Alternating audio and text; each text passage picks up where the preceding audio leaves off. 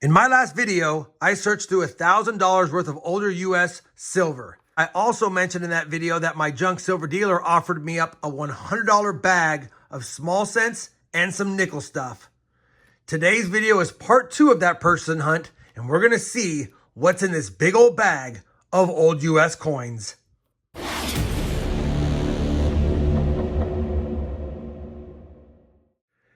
Hey everyone, it's RobFindsTreasure and welcome back to my channel. Like I said in the intro, we have part 2 of that junk silver purchase and hunt. This is the bag of old US coins that was offered up to me for only $100. And like I said in the last video, because of the sheer amount of Indian head cents and V nickels and buffalo nickels and a lot of wheat cents, there's no way I could turn it down for $100. Now that being said, I have no idea what the value of this bag is going to end up being.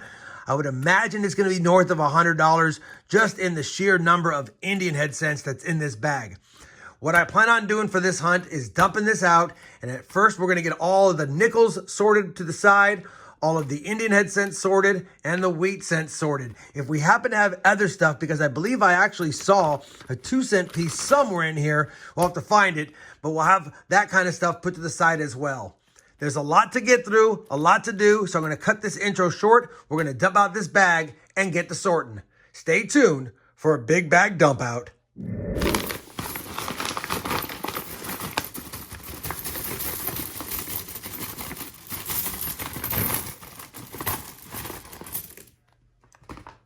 Man, that is a lot of copper and nickel goodies. Holy cow. I know I saw it. There it is. I knew I saw a 2-cent piece somewhere in here. 1868 2-cent piece. It's been cleaned and polished. Probably doesn't have any value. And if I recall, I did think I saw a large cent in here somewhere. There it is. We also have a large cent.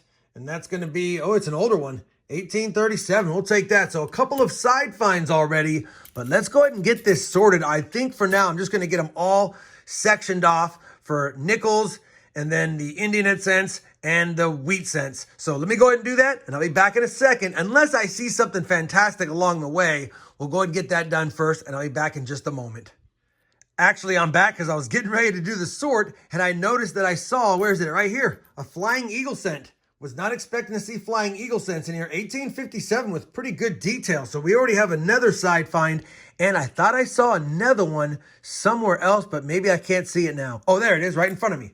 We had a second one right here. And that's going to be an 1858 with some damage. 2 flying eagle cents right off the bat. There could be more in here. All right, now I'm super excited. Let me get to sorting.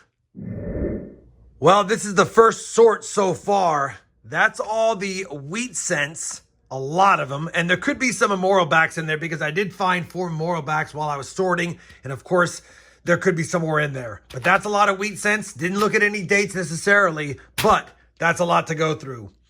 We got the 1 large cent. We got 2 2-cent pieces. We even got a 3-cent piece. We got a shield nickel with the rays. I'll take that. That's the Liberty Head V nickels. That's the Buffalo nickels. I only saw the 2 flying eagle cents we pulled out earlier. You've seen the memorial backs. And we have a nice stack of steels. All of them are in rough shape except for the 2 on top, which are replated. But we'll still go through for any varieties. That being said, the reason why I bought the bag was this. I did not think there was this many Indian head cents in that bag. And I don't know, maybe just at quick glance, that looks like at least 100. And if there is 100, man, that already paid for the bag itself. And we've got all the other stuff to go through. I think what I'll do first is go ahead and comb through the dates on all of the nickels and thrickles and older stuff and see if we have any goodies here. Let me do that first. I'll bring you back with what I found. And after we do that, we're going to jump right into the small cents because I'm super excited about all those. All right, we've got everything except for the small cents sorted. So I'm going to be kind of quick on here. There's not a lot that's great, but we'll cover them anyway. We got 1 large cent, 1837 medium letters. 2 of the 2-cent pieces, 1867 and 1868. We do have a 3-cent nickel or a thrickle, 1874. It's got decent detail. 1 shield nickel, but has the rays. So I don't know if it's 1867 or 1866. Probably 1866. That's the common one. I could nick a date it, but I'm not going to right now. It doesn't matter. The value is the same. As far as Liberty Head V nickels, we've got 1902, 03, 05, 06, 09, 10, 11, and 12, and one slightly better date. It's in tough shape, but it is a 1912 Denver, not the 1912 San Francisco. As far as Buffalo nickels, pretty good assortment, mostly from the 30s, 38D, 37P, 36P&D, 35P, 34P&D, 29P, 28P, 27P&D, 26P&D, 24P, 20P, and 20S. And unfortunately, this whole coin has been nickedated, but it is, I don't know if you guys can see it, it is a 1915S, and that's a tough date Buffalo nickel, but in that condition, probably only worth about $5. Either way, still the best find of the nickels because of its mintage. 1915S is only 1.5 million minted, and in G4 condition, it would have been a $50 coin. But again, the whole thing's been nickedated, probably because they couldn't see the date, and I barely can still see it, so it means it's probably not going to be legible here in the next several months. That is all of the non-US small cent stuff.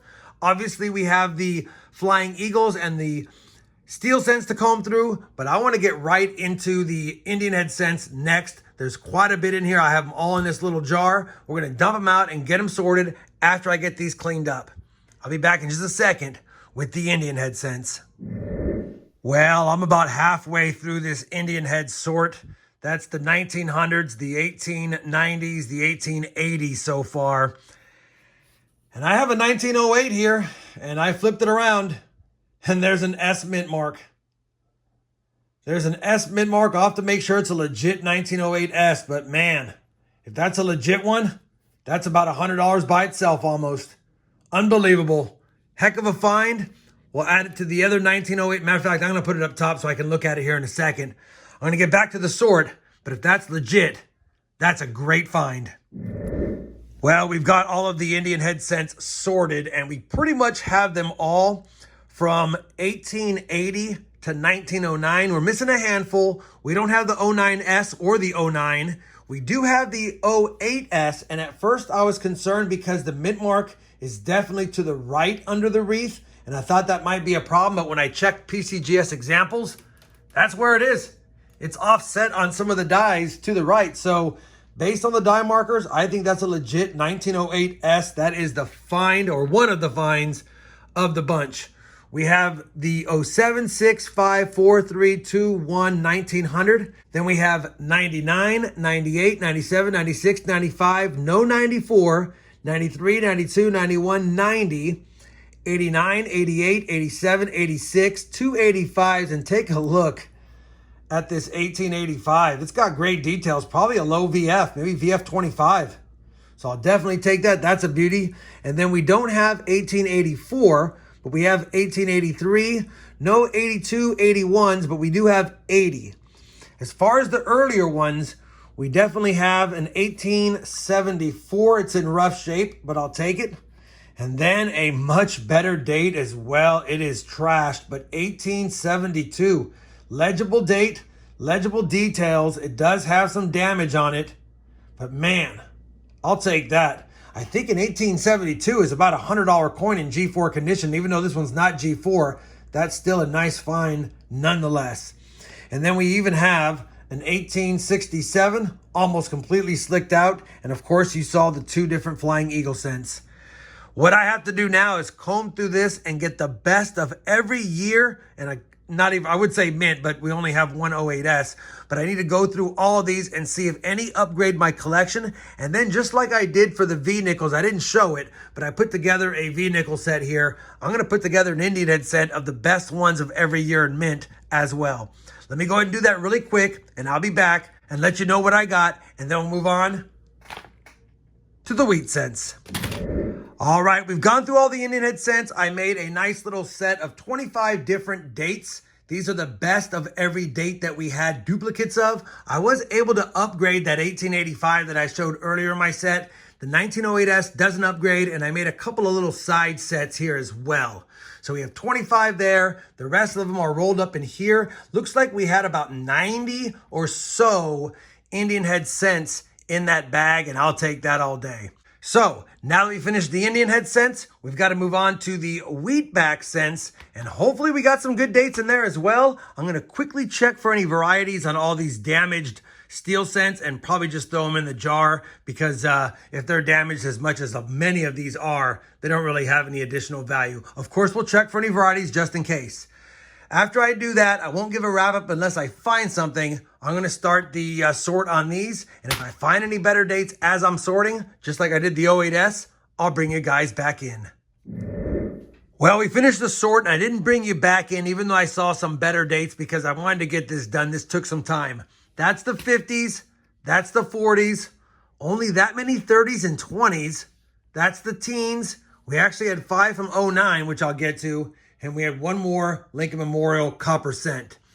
I already checked all the 50s and 40s and 30s for all the known varieties that I look for. Did not find any. I'm going to go ahead and throw those now into my jars as backstock. I haven't gone through the 20s, teens, and 09s yet to see if we have any real better dates, although I did see some mint marks and I did see some VDBs on the back of the 09s. Let me go ahead and check those and I'll be back in just a second once I clear this away and I'll get them sorted by year and mint. So here's all the wheat cents from 1909 through 1929. Technically, it's the 20s, teens, and 1909s.